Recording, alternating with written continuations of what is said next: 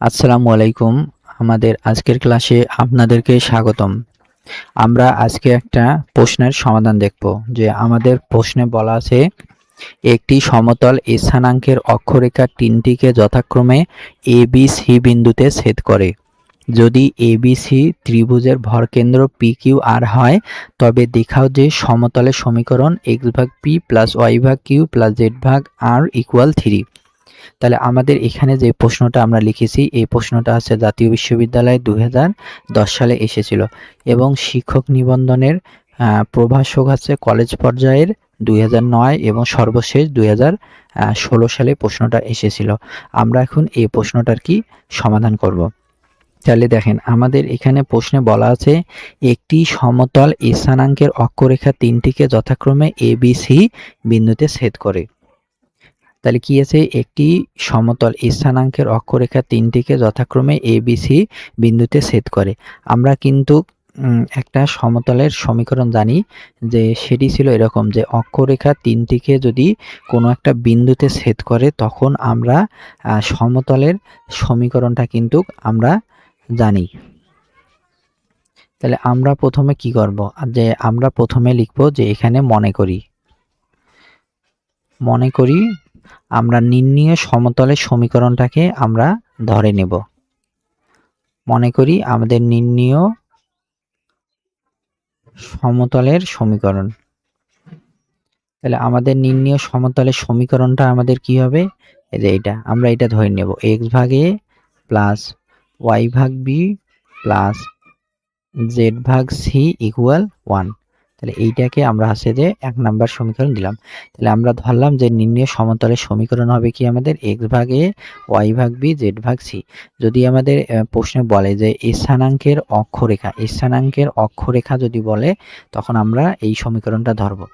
এই সমীকরণটা আমাদের হচ্ছে যে অক্ষরেখা তিনটিকে কি এ বি সি বিন্দুতে ছেদ করে। তাহলে এখানে কি লিখবো, যে ইহা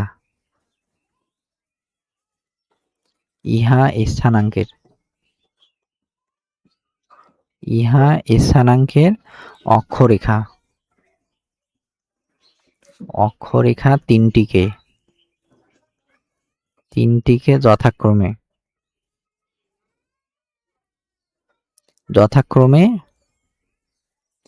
এ কমা বি কমা সি বিন্দুতে ছেদ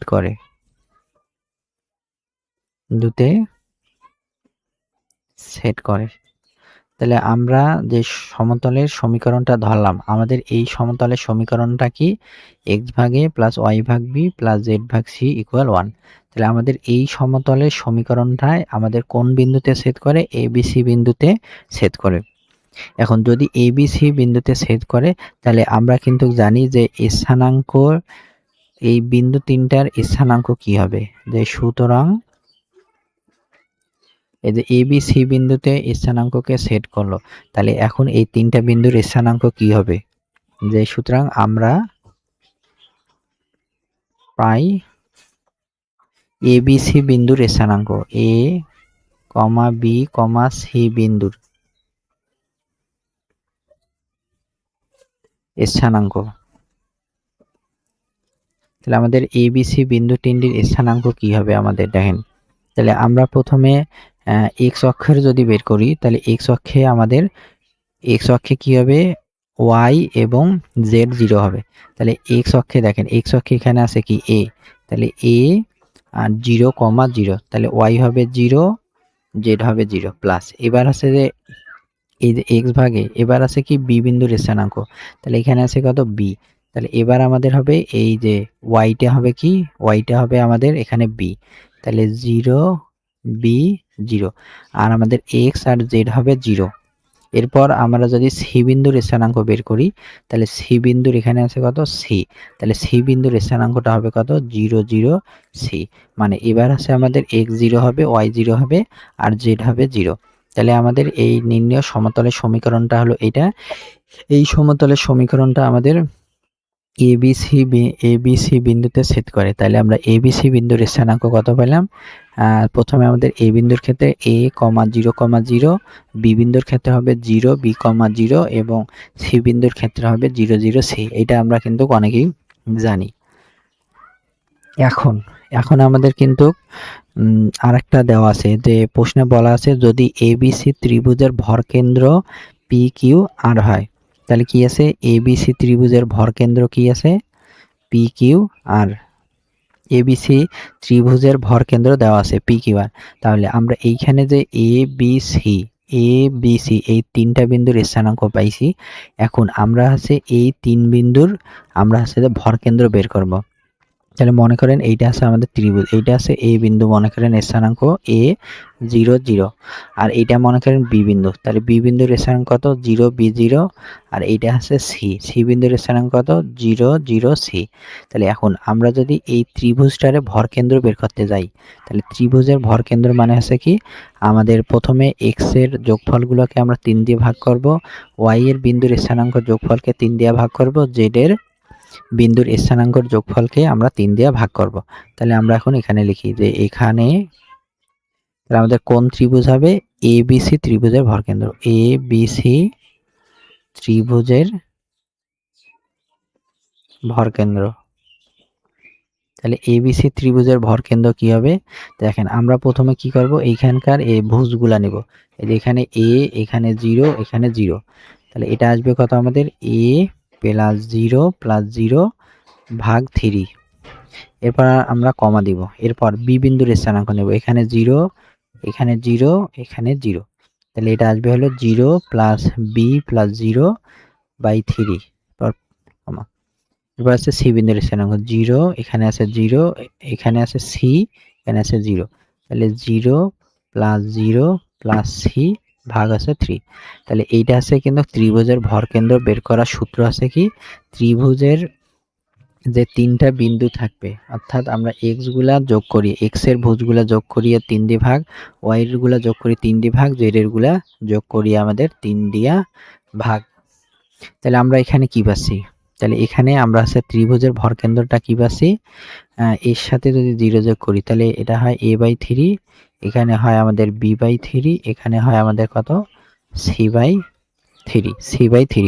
এখন আমাদের কিন্তু প্রশ্নে দেওয়া আছে, যে প্রশ্নে দেওয়া আছে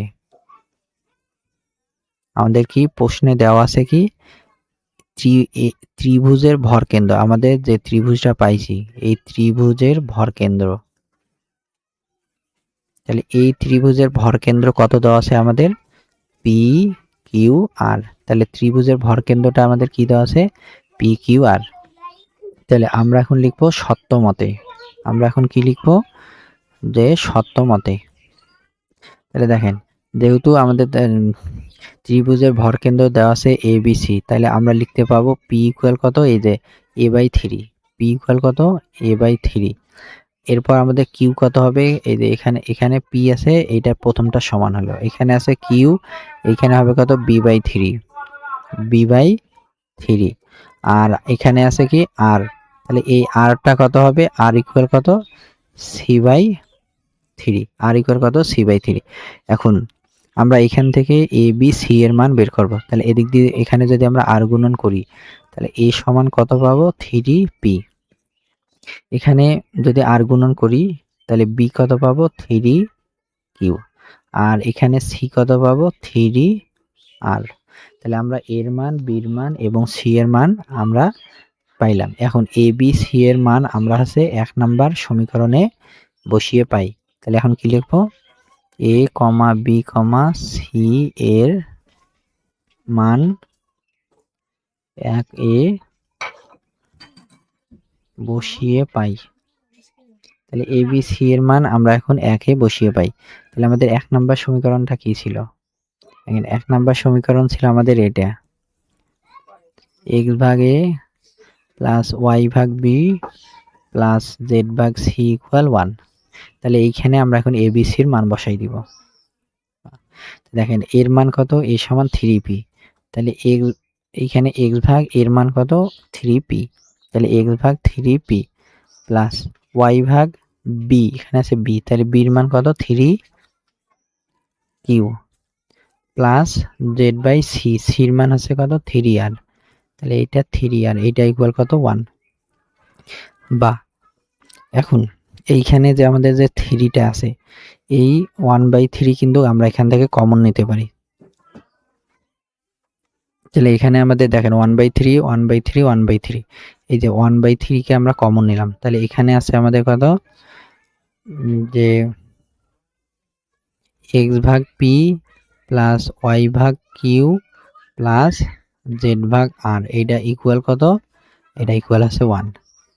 এখন আমরা যদি উভয় পক্ষকে 3 দিয়ে গুণ করি, উভয় পক্ষকে আমরা 3 দিয়ে গুণ করলে আমরা কি পাবো, x ভাগ p প্লাস y ভাগ q প্লাস z ভাগ r ইকুয়াল কত, ইকুয়াল আছে 3। তাহলে আমরা কি করব, যে এখানে উভয় পক্ষকে আমরা যদি এখানে 3 দিয়ে গুণ করি, তাহলে এখানে যদি আমরা 3 দিয়ে গুণ করি, এখানেও যদি আমরা 3 দিয়ে গুণ করি, তাহলে আমাদের এই 3 আর এই 3 কাটা যাচ্ছে, এই 3 এর 3 কাটা যাচ্ছে, এখানে 1 আর 3 গুণ করলে এই যে 3 হইলো, আর বাম পাশে আছে x ভাগ p প্লাস y ভাগ q প্লাস z ভাগ r ইকুয়াল 3। তাহলে এইটাই কিন্তু আমাদের প্রমাণে ছিল, এইটাই কি আমাদের প্রমাণে ছিল। তাহলে আমরা এখানে লিখে দেব কি, প্রমাণিত। আপনারা এই ক্লাসটি ভালোভাবে দেখবেন, যদি কোথাও বুঝতে না পারেন তাহলে অবশ্যই আবার ইনবক্সে মেসেজ দিয়ে জানাবেন।